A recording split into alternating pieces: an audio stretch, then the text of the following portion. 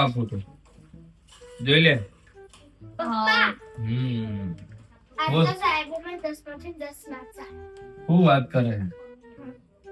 તો માસી વિશે નિબંધ લખ્યો. માસી વિશે નિબંધ લખ્યું છે. હા 10 માંથી 10 આવ્યા. હા હાય હાય, હું વાંચું તારે વાંચો. આજ છે ને તમે બોલતા આવડે વળી? થોડું થોડું આવડે.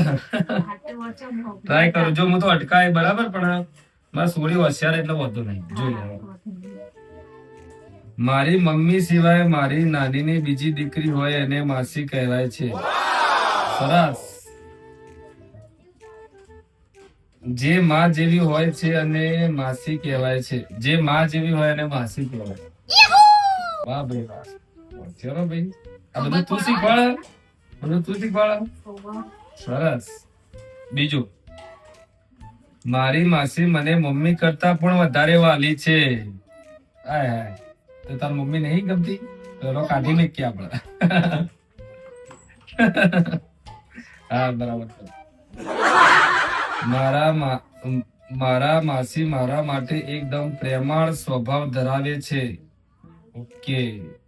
એ વર્ષમાં 4 વાર અમારા ઘરે આવે છે અને અમારા માટે ઘણી બધી વસ્તુઓ પણ લાવે છે. અમારા નહીં, મારા માટે. એટલે તારા માટે, કોના માટે વસ્તુ લાવો? માસી ઓવર લાવો છે ને બધું ધીરે ધીરે લાવો છે થોડું. લિપસ્ટિક ને આવું બધું કે હા ફેશન વાળી થઈ જાય. મને આ બધું હું એ વિચારું, હું લઈ નહીં આપતો. મેકઅપ ના બેકઅપ હતું બધું લઈ કોણ આપો? એ તો એની માસી લાવો બધું.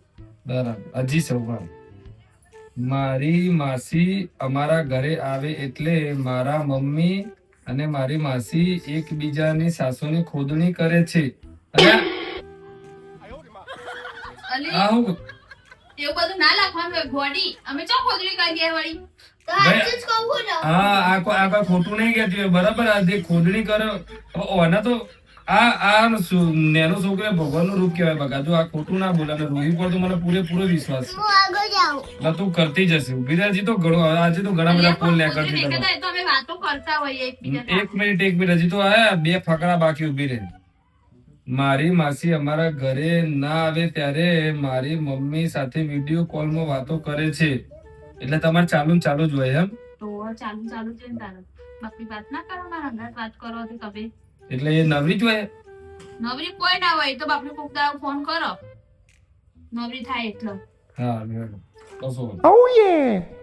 અને એ જે નવી વસ્તુઓ લાવ્યા હોય એ મારી મમ્મીને બતાવે છે અને એ જોઈને મારી મમ્મી પપ્પા પાસે વસ્તુઓની લાવવાની જીદ કરે છે, જેનાથી અમારા ઘરમાં ઝઘડો થાય છે.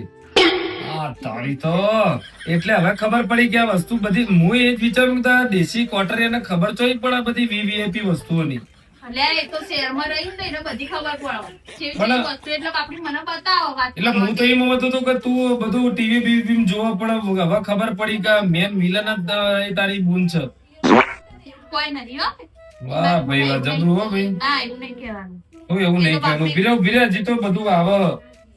અને જ્યારે મારી મમ્મીનો વિડીયો કોલ આવે ત્યારે અમારે બહાર જમવા જવું પડે છે, કારણ કે મારી મમ્મી 4-5 કલાક સિવાય ફોન મૂકતી નથી. એટલે એનો મતલબ એમ કે પેલા વધનો ટાઈમ થઈ જાય એટલે તું એમ માથું દુખાના બધું પ્લાનિંગ હતું એમ ને રૂહી? ये फंस गया सीएम. એવું હતું. હવે ખબર પડી. એટલે ગોડી આવું બધું લખાય અંદર. એ પણ સાચું લખ્યું. આજે મને બધી ખબર પડી છે ને હવે તું એ ને ખાવાનું નોમ લે. ખબર પડે. બહાર જવું હોય કે મને માથું દુખે, પેટમાં દુખે એવું કે પાછી મને તકલીફ થાય ને આખો દાડો ઘરનું કામ કરો. તકલીફ નહીં. બકા 4-5 કલાક માસી જોડે વાતો ચાલુ ને એ બધી વાતો હવે ખબર પડી મને. જબર હો ભાઈ. પછી ઉભી રહી તો બાકી હે.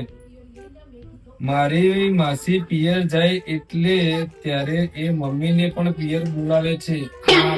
તો જબરજસ્ત હો તમે તો. એટલે આ જો તારી માસી આપણા કરતા હોય ને તારી માસી વધારે પૈસા વાળી. એ મહિને ને મહિને તો જાય પિયર માં રહેવા. આ તો બોલાય બી નહીં. મેં કીધું છેલ્લા વરસ થયું અને ચાલુ કર્યું પિયર માં જવાનું અને વરસ થયું અને ફોન મેં લઈ આલે. એટલે હવે ખબર પડી. ફોન પકડી ગયું બગર. ભેગી થઈએ તો એકદમ રહેવાની મજા ના આવે. એટલે પણ એના જવું હોય તો જાય. તું કરવા જાય. હું તો જવે જ ના આવું. પછી મારી નહીં તમે બે ભેગું ના રહીએ થોડા દાડા. જબરજસ્ત હો. એ બકા હવે ને તારા મોમાનું, તારા નાનાનું અને તારા શું કહેવાય જેટલાય હોય ને તારા જે તારા મોમા ને બધા જેટલા હોય ને બધાનું નિબંધ લખાવતું. મને ખબર પડે કે હું કહેવા એ બધા હું કર્યું મારા ફીલ્ડ પાછળ. લે ચલ. क्या सोच है रे तेरी।